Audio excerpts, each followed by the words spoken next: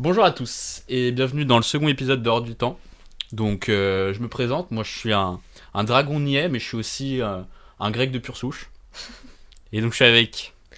Bah moi c'est Julie, donc une personne toute de go qui peut être très susceptible jusqu'à être atrabilaire. Ok.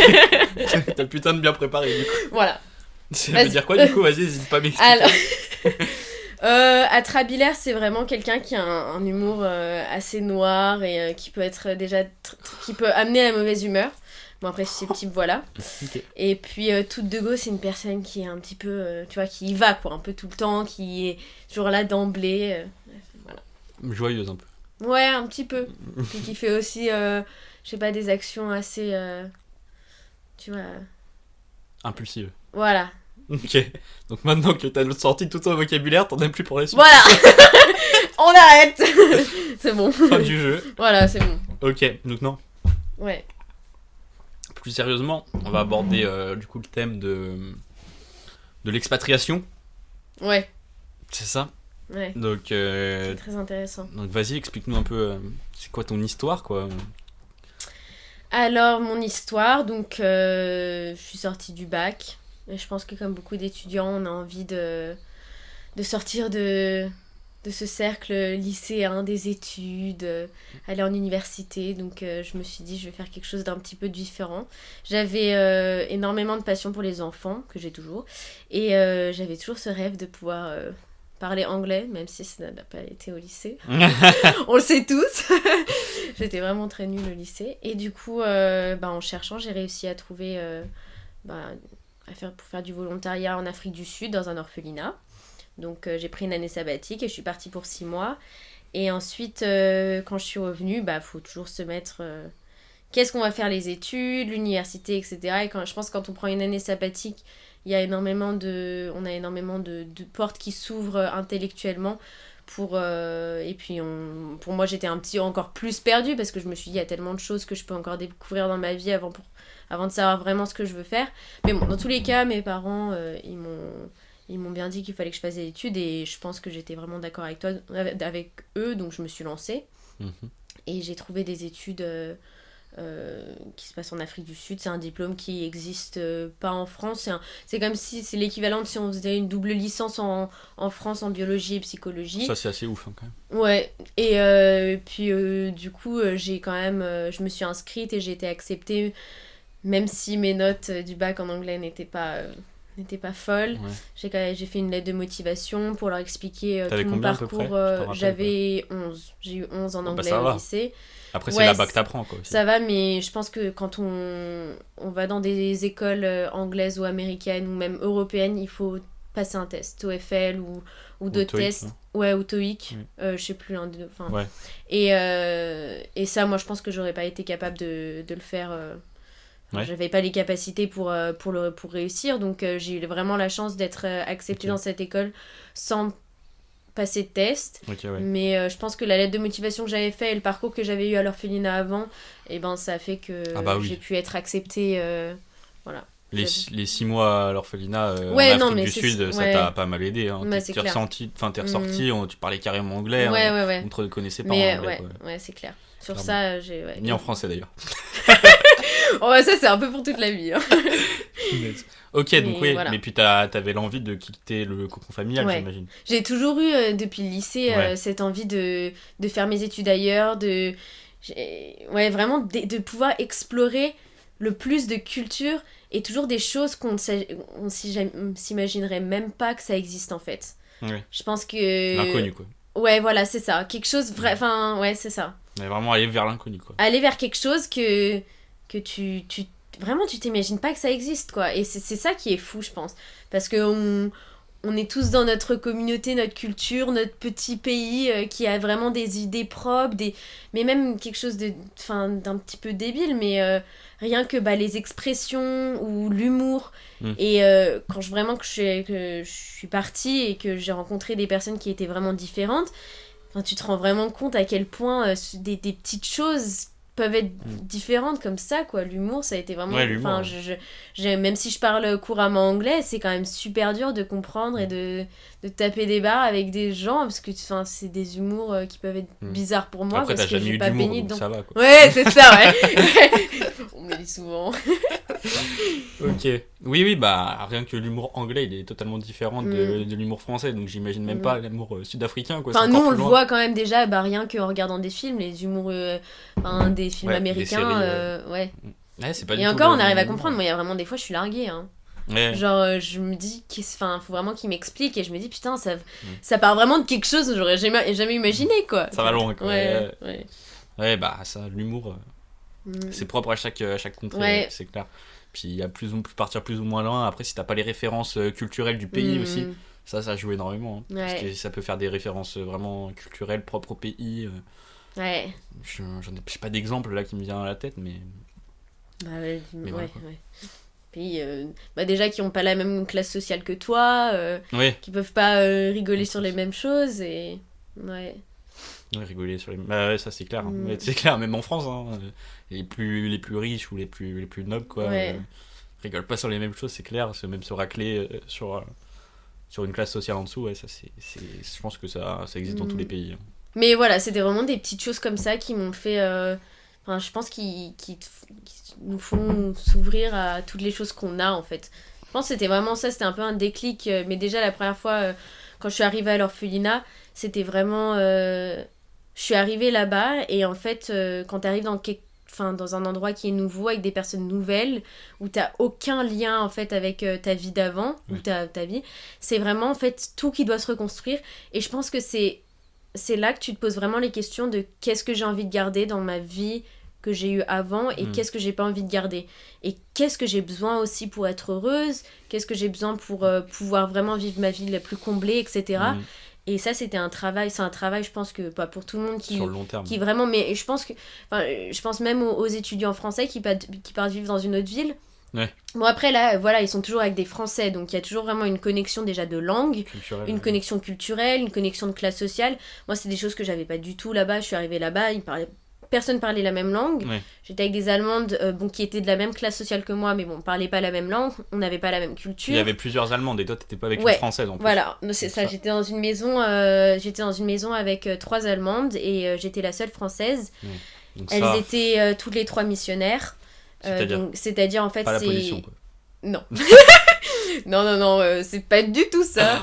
Mais elles venaient, en fait, elles sont très religieuses, et elles font cette mission-là en partant de l'église, parce que elles veulent en fait répandre la religion, en fait, et vraiment la répandre dans le monde. Parce que les bienfaits, vraiment essayer aussi de la mettre en pratique dans d'autres cultures, dans d'autres pays, pour vraiment tous se regrouper, vraiment faire une communauté autour de la religion. Et puis aussi cette histoire, cette envie d'aider l'autre. Là, on était quand même avec des orphelins, qui avaient eux besoin de notre aide. Donc c'est des choses qui leur tenaient vraiment à cœur, et moi je suis arrivée là-bas, ma motivation n'était pas du tout religieuse. C'est vraiment l'amour des enfants, quoi. Ouais, voilà, c'est ça. Et puis je pense qu'il y a toujours des motivations personnelles, pouvoir vraiment moi c'était est-ce que je serais capable de le faire, c'est un peu un challenge. Est-ce que la langue aussi, j'ai toujours rêvé de parler en anglais, etc. Et du coup c'était vraiment des choses que une reconstruction, quoi. Voilà. Et qui je suis. Voilà, c'est ça. Il y a aussi le qui je suis, je pense. C'est tout à l'heure. Et vraiment, les premières semaines, c'était horrible. Hein. C'était clairement, je pleurais, mais il y a eu une grosse adaptation. Je suis partie, je vivais encore avec mes parents, c'est même pas genre j'ai fait des petites étapes. Je suis partie là-bas. Le changement était brusque. Ouais, j'avais l'impression d'être en prison, que personne me comprenait, mais en même temps, j'ai jamais eu cette envie de revenir, parce que j'ai toujours su que j'allais découvrir des choses, t'avais confiance en la vie, quoi. Ouais. Et puis je pleurais pas de tristesse, je pleurais vraiment de je suis perdue, quoi. Ouais, voilà. Ouais. Genre, je suis perdue, qu'est-ce que je fais, quels sont les outils allais pour ça aussi, quoi. Ouais. Pour te perdre, quoi. Et te retrouver, quoi. Exactement. Ouais. Et je pense que c'est super intéressant de le faire. Par contre, après, il faut avoir quand même des gens qui soient là derrière toi pour vraiment t'encourager. Et être costaud mentalement. Parce que moi, mes parents ou mes amis, enfin, comme vous m'avez toujours encouragé à faire ça. Et quoi qu'il arrive, vous étiez toujours positif toi, par rapport à ça. Je pense que s'il y avait eu quelqu'un qui était négatif ou vraiment qui s'en foutrait que je fasse ça, vous m'avez toujours vraiment encouragé. Et ça m'a énormément aidé. Moi là, en plus, les 3 premiers jours, j'avais pas d'internet, j'avais rien, je pouvais communiquer avec personne, à part les gens qui étaient là-bas. Ouais, voilà. Et là, tu te dis, c'est donc ça la vie. Ouais, et puis en plus, tu te dis, j'ai envie de parler à quelqu'un, tu peux parler à personne parce que tu comprends rien. Ouais. Et c'était vraiment brusque, quoi. Ouais. C'était, franchement, je pense que je m'en suis pas rendu compte quand je suis partie. T'as pas pris tous les enjeux, tu vois. Ouais, je me suis rendu compte quand j'ai quitté un petit peu mes parents et que tu pars à l'aéroport seul. T'es dans l'avion seul. Ouais. Tu arrives quelque part où... Puis c'est long, quoi, le voyage. C'était combien de temps Ouais, le voyage, c'est 15 heures d'avion. Ah ouais.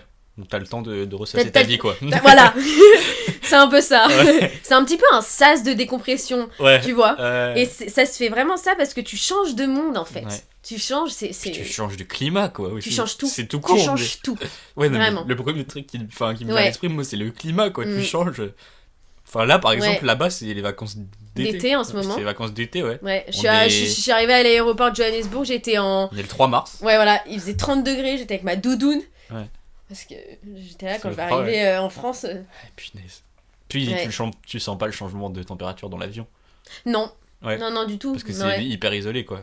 C'est isolé normal. Et puis c'est toujours à la même température, l'avion tu sais qu'il va un petit peu faire froid. Ouais. Mais quand tu sors de l'avion, que t'arrives déjà dans l'aéroport... Oh, le dépaysement. Déjà, tu sais. Hein. Ouais. Puis t'as le... Mince, comment ça s'appelle ? Le truc là, quand tu prends l'avion et que tu vas loin. Les escales ? Non, le truc qui agit sur ton cerveau. Mince. Recherche. Mais non, mais c'est tout con, putain, le décalage horaire. Ah oui. En vrai, non, il y en a pas trop parce qu'on est sur la même lignée en fait. Ok. Donc c'est vraiment latéralement quoi. Ouais, non, il y a juste... en fait, c'est... Là, par exemple, on est en mars, comme tu disais. Et il y a 1 heure... ils ont 1 heure de plus là-bas, mais quand on va changer... Parce que il va y avoir bientôt un décalage horaire là en France. Quand on va changer, on va se remettre dans la même lignée. Ouais, okay, voilà. Ouais. Donc, ça va. Franchement, ça va. Hein. Ouais, putain, mais 15 heures de vol, tu te dis... Bah non, parce que c'est la même lignée, en fait. Ok, ouais. Donc, ouais, comparé aux États-Unis, où par exemple, là, ça vit le jour où... C'est beaucoup plus ok.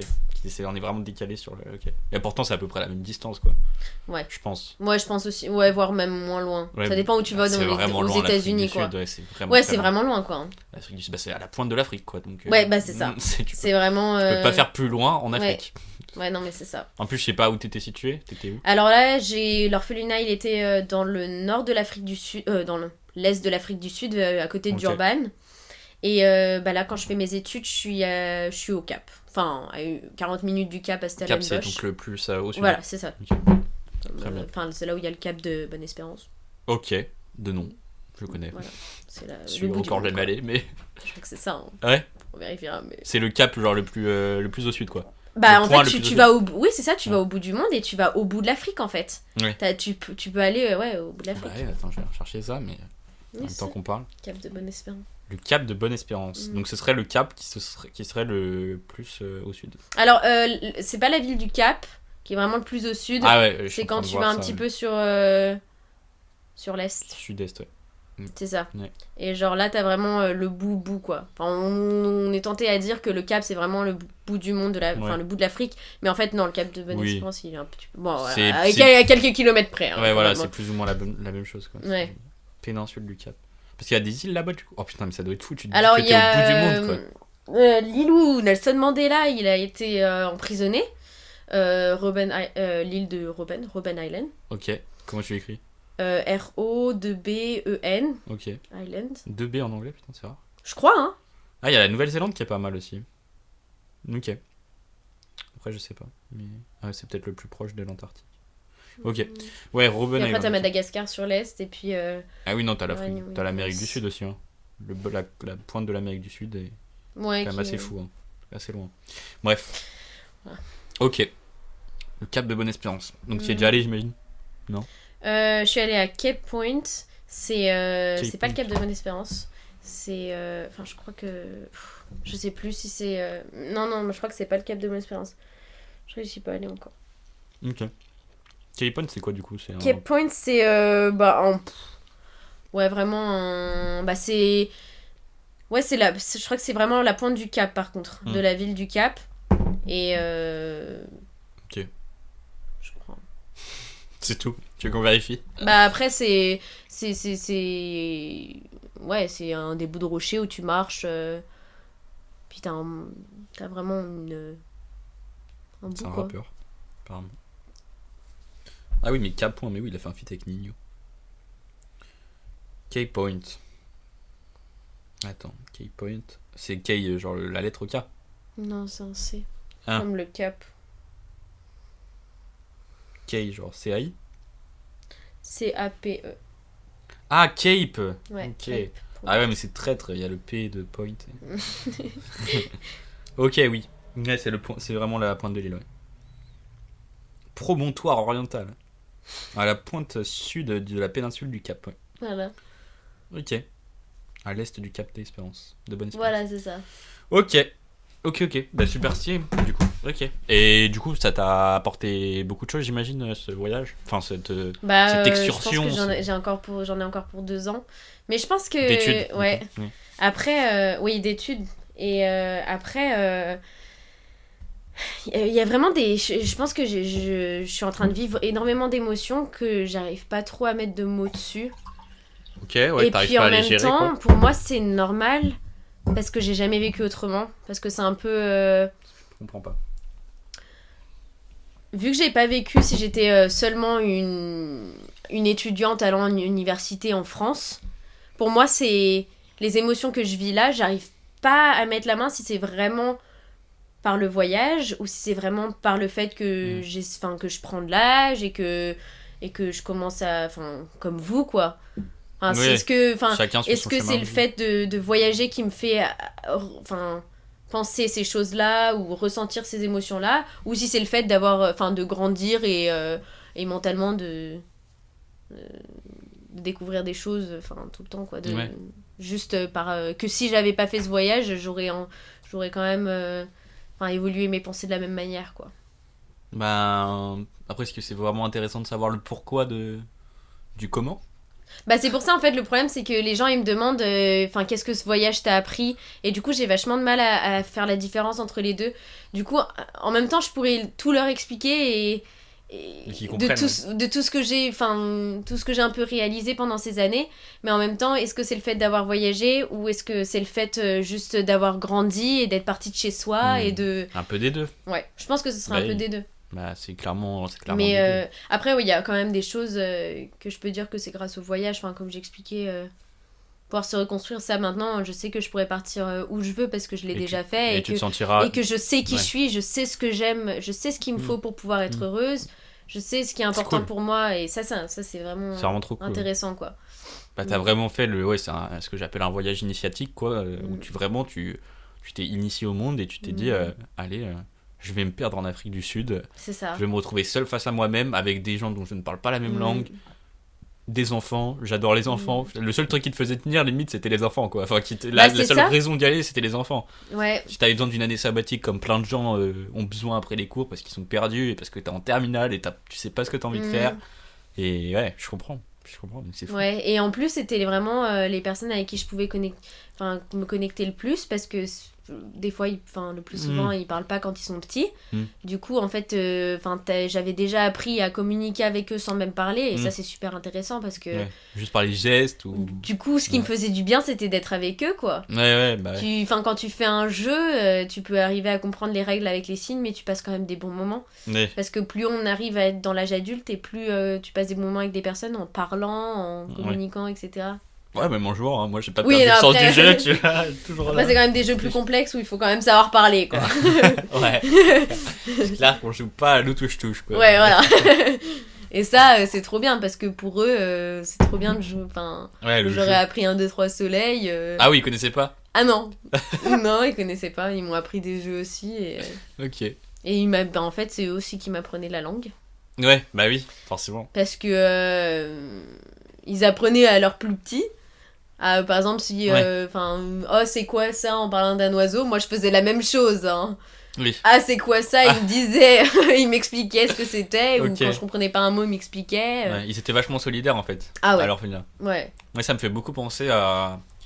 on avait vu un truc en anglais il y a pas si longtemps, c'est je sais plus comment ça s'appelle le mur, je sais plus. Mais en gros, c'est ils avaient internet sur un PC ou un ou deux PC, ils mettaient internet et ils apprenaient tous plein d'enfants défavorisés dans des bidonvilles qui apprenaient tous ensemble et qui vraiment étaient archi solidaires et apprenaient très très vite en groupe et se poussaient vraiment vers le haut en apprenant ensemble parce qu'ils étaient dans la même merde entre guillemets quoi. Ouais. Et donc c'est un peu ça parce que d'être dans un orphelinat ça peut être archi j'imagine bénéfique comme maléfique quoi. Tu parles au niveau des enfants au niveau de comment tu grandis et comment tu te construis.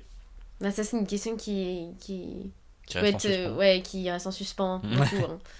Après nous dans l'orphelinat où on était, je pense que tu réalises énormément et je pense que je l'ai réalisé moi-même aussi à quel point la famille du sang et l'amour d'une mère et des parents c'est ultra important quoi. Ah oui. Et que nous dans notre orphelinat on va vraiment favoriser ça plutôt que eux ils sont quand même dans des écoles privées, ils mangent très très bien, ils ont une qualité de vie meilleure que s'ils retournaient chez leurs parents, mais on va quand même leur apporter on va quand même essayer de les faire retourner chez leurs parents et chez leur famille parce que on favorise vraiment le bien-être, le lien familial, etc. Surtout que dans leur famille. Moi, j'étais dans une communauté qui était plus zoulou. Ils sont très collectifs. Hein. Zoulou, c'est une culture en fait qui est présente en Afrique du Sud. Et c'est une culture qui est très très famille. Qui est très famille, ils sont très collectifs. Ils sont en Europe. Alors pourquoi ils se retrouvent orphelins? C'est la question qui me vient. Les orphelins, ils peuvent provenir de parents qui mentalement sont pas stables et qui vont en fait heurter leur enfant. Ok. Aussi le fait de physiquement mentalement ouais. Putain. Ouais. Puis après on avait des parents alcooliques etc. aussi. Ah ouais. Mais du coup, le mieux, c'est vraiment d'essayer de les placer dans leur famille, pas forcément chez les parents, mais aussi chez les tantes, les grands-parents, etc. Parce ils vivent tous, en fait... tous ensemble. Ouais, ils vivent tous ensemble. Après, on a des enfants qui sont abandonnés. Donc, ça, c'est tragique parce que c'est un traumatisme pour l'enfant qui est assez important. Les enfants dans les orphelinats au moins dans cet orphelinat là ils sont tu vois qu'ils ont quand même des séquelles quoi, ils sont différents, ils vont pas réagir de la même manière, ils vont faire des trucs qui vont être vraiment pour nous c'est bizarre quoi, mais pour nous pour des gens qui ont été éduqués avec éduqués, des parents, une famille ou même juste eux ils vont avoir des comportements étranges des fois et c'est intéressant de savoir pourquoi ils font ça oui, ça dépend en fonction de chaque histoire de comment en quel cas ils sont orphelins quoi, pourquoi ils sont orphelins du moins et ça je pense que ça apprend vachement aussi à dire à relativiser, de la chance quoi. À relativiser.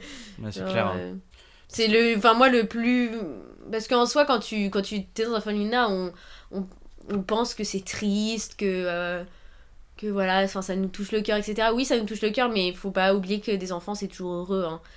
Ou qu'il soit, tu vas pas voir un enfant de 3 ans dépressif, quoi. Oui. Tu vois, un enfant, il est là, il a la découverte de tout, et que... lui, il est encore plus dans l'inconnu que toi, tu l'étais. Ouais, et puis en fait, pour eux, tout est tellement normal qu'ils vont être tout contents, tout heureux. Tu vas faire un jeu, ils vont être tout contents. Je pense que c'est après, quand ils savent... et qui se rendent compte quand ils vont à l'école qu'ils n'ont pas de parents, que les parents viennent chercher à l'école. Ouais, c'est ça. Et puis même nous, en tant que volontaires qui arrivent, leur dit tu vas rentrer à la maison, tu vas rentrer voir tes parents, tu vas rentrer voir tes sœurs. Et quand ils te posent ces questions-là, t'as pas... moi, ça me gêne un petit peu parce que je me dis oui, je vais... Ils te demandent, t'es content d'aller retrouver... Moi, je suis là, oui, mais... Enfin, je Ouais. suis un peu... Ouais, t'as pas envie de leur, Ouais, montrer de la jalousie, enfin qu'ils expriment Ouais. de la jalousie ou de... Mais je pense ils exprimeront jamais de la jalousie. C'est vraiment... J'ai pas envie qu'ils se disent... de l'envie. Ouais, voilà, c'est ça. Qu'ils soient envieux et qu'ils se disent que... Vraiment qu'ils attendent ça, quoi. Parce que des fois, je trouve qu'ils peuvent vraiment attendre parce qu'ils voient aussi des enfants repartir avec des mamans et papas. Et eux, ils restent là, ils se demandent pourquoi. En même temps, c'est difficile de leur expliquer parce que c'est des choses qui sont très délicates à comprendre. Ah, mais sur la table, ouais. Ouais. Ouais, clairement. Donc, il y a des situations qui sont été un peu délicates, mais en soi, ça se passe quand même plutôt bien quand j'y vais, quoi. Parce que tu retournes là malgré... Alors, du coup, pendant les vacances, quelquefois j'y retournais, ouais. Ok, ouais. Donc, Pour rendre visite aux anciens. rendre visite. Et puis, en ce moment, avec la crise sanitaire, il y a plus de volontaires. Ah. En fait, c'est du volontariat. Donc, elles sont pas sous... Enfin, si elles sont sous visa... je crois que c'est des visas volontaires, parce qu'elles viennent d'Allemagne. Je crois qu'ils peuvent faire ça, c'est un truc comme ça. Mais là, ils préfèrent pas prendre le risque. Ouais. Donc, il y a beaucoup moins de volontaires. Donc moi quand je peux aider j'y vais hein. Ouais, là j'avais fait la dernière fois parce que à l'école ils ont des uniformes. Ok. Et il faut faire toute la rentrée des classes quoi. Pour 13 enfants qui sont à l'école. Donc imagine déjà toi ta mère qui te couvre tes livres, qui en a marre. Il y en a 13 hein. Ouais. Voilà. Tu sais plus des les livres. Uniformes après quoi. Ouais. Oui là on sait couvrir des livres hein. Ouais, il y a des méthodes là. Ouais. Je vois, ok. Et ben, ok. Bah, on va passer à la chronique le pourquoi du comment, du coup. Allez, c'est parti, je sors mon livre. El Famoso. Et c'est parti.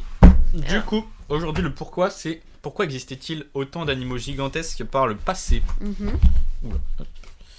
Donc, déjà, on va commencer avec un petit préambule pour t'expliquer que les animaux qu'on considère les plus monstrueux, c'était en fait une illusion due à la biodiversité qu'il y avait à l'époque. C'est-à-dire que quand tu avais un tyrannosaure, tu vois la gueule des dinosaures en face, tu vois, il n'était pas si perdu que ça, enfin, c'est pas plus qu'un lion laid dans la savane, tu vois. Donc, ouais, faut faire gaffe à la variation de la biodiversité à travers les âges, quoi. Il faut savoir que aussi 99,9% des espèces qui ont vécu un jour sur Terre ont maintenant disparu, quoi. C'est énorme, 99,9%, c'est totalement fou. C'est vraiment incroyable. C'est une stat assez folle. Donc même si on n'arrête pas de découvrir des fossiles d'animaux assez gigantesques, quoi, il y en a quand même la majorité qui ont disparu, quoi. Ça c'est assez fou.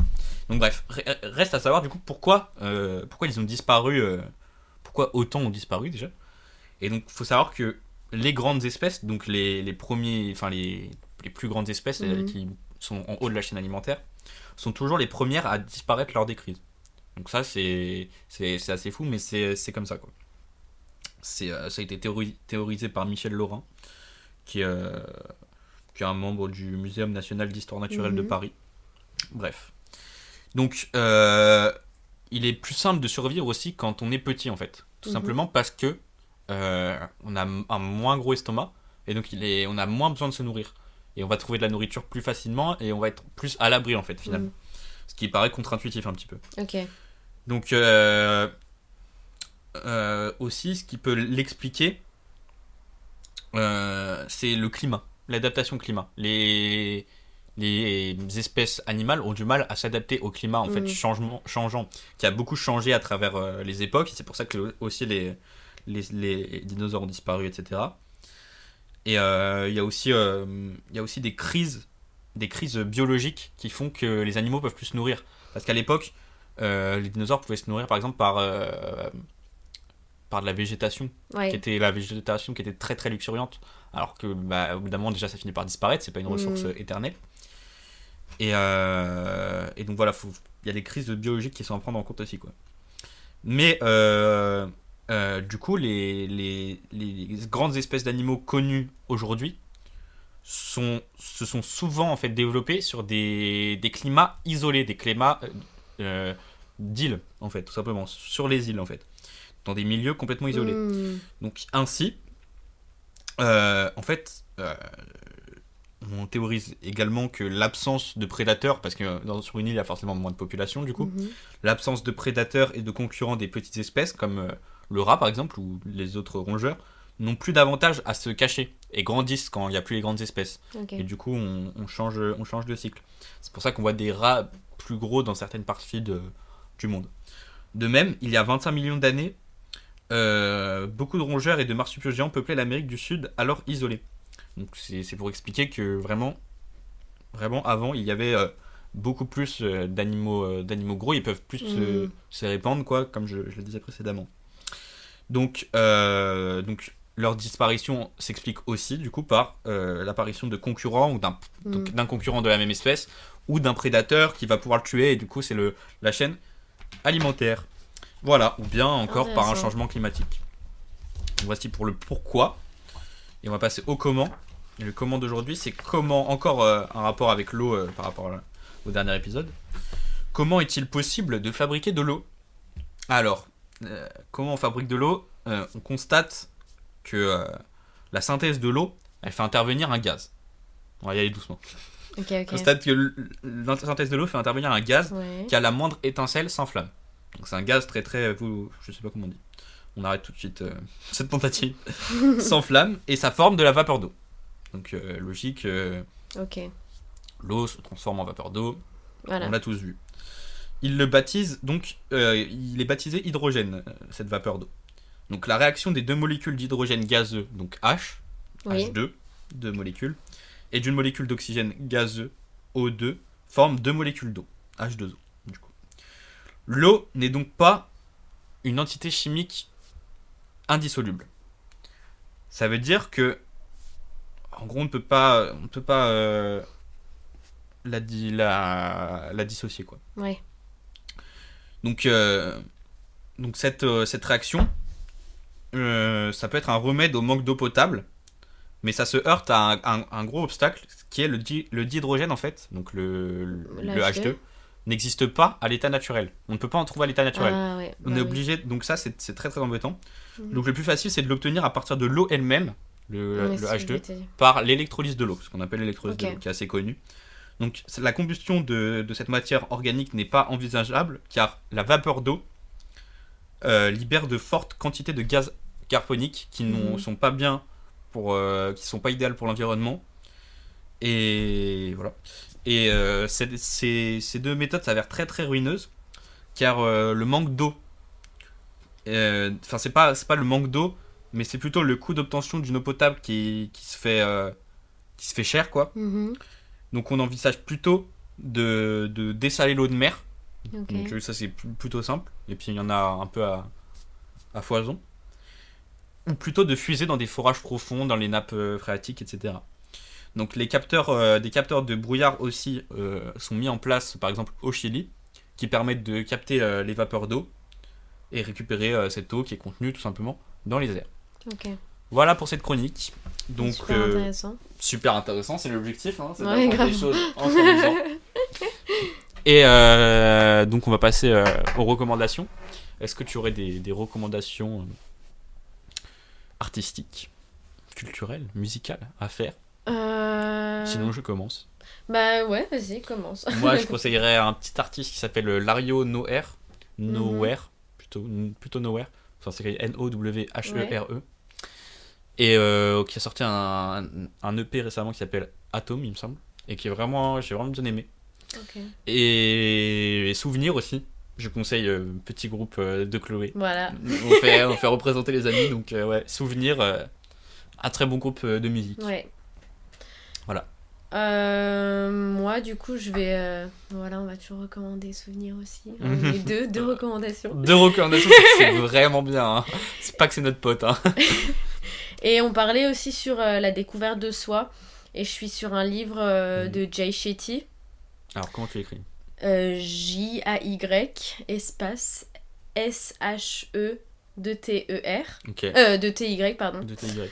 Et ça s'appelle... Bon, après, c'est un livre, je sais pas s'il a été traduit, mais il s'appelle Think Like a Monk. Donc, c'est-à-dire pense comme un moine. C'est un C'est un écrivain, il fait aussi des podcasts. Souvent, en fait, il parle de comment se développer soi-même. Et je trouve que c'est très bien pour des personnes qui n'ont pas envie de se mettre dans des livres psychologiques ou philosophiques. Ouais. Et c'est super facile à lire, en fait. C'est un roman non, du coup... c'est pas une histoire, en fait. C'est voilà, différents chapitres sur l'ego, la peur... les relations, et en fait voilà, je pense que ça aide vraiment à aller sur un chemin de bienveillance, de gentillesse, du contrôle de soi, et okay. Enfin sur vraiment le développement de soi, quoi. Le développement personnel, voilà, ça rejoint la catégorie des développements personnels, mais sans être trop barbant et sans aborder qu'un seul sujet, quoi. Ouais, et pas aussi vraiment on lit quand on veut, le développement personnel, oui. C'est vraiment, si on veut s'arrêter, enfin vraiment, c'est des chapitres qui sont très bien ordonnés. Donc, tant qu'il y a parlé de développement personnel, moi je mettrais Charles Pépin, qui est un de mes auteurs favoris, après je conseille plutôt de suivre son évolution qu'il a eue, parce qu'il parle, il a une évolution assez dingue, et c'est en retraçant son évolution que tu peux comprendre plus de choses, je trouve. Donc de lire ses livres dans l'ordre de parution, quoi. Ok. Mais voilà, ok. Et du coup, c'est qui parce que tu l'as pas dit, il me semble, Think Like a Monk. Tu sais pas l'auteur? Si, c'est Jay Shetty. Ah, c'est le même? Ok. Oui, pardon, okay. Oui, c'est lui. Attends, c'est un livre, en fait. Okay. Non, je parlais que d'un livre, là, du coup. Ah, tu parlais que c'était qu'un livre, ok. Oui, voilà. Okay. J'ai recommandé un livre et un groupe de musique. Et ça, c'est beau. Un maximum de culture. Et merci à tous de nous avoir suivis et écoutés. Merci de m'avoir reçu. Et à la prochaine. Bye. Je vais faire.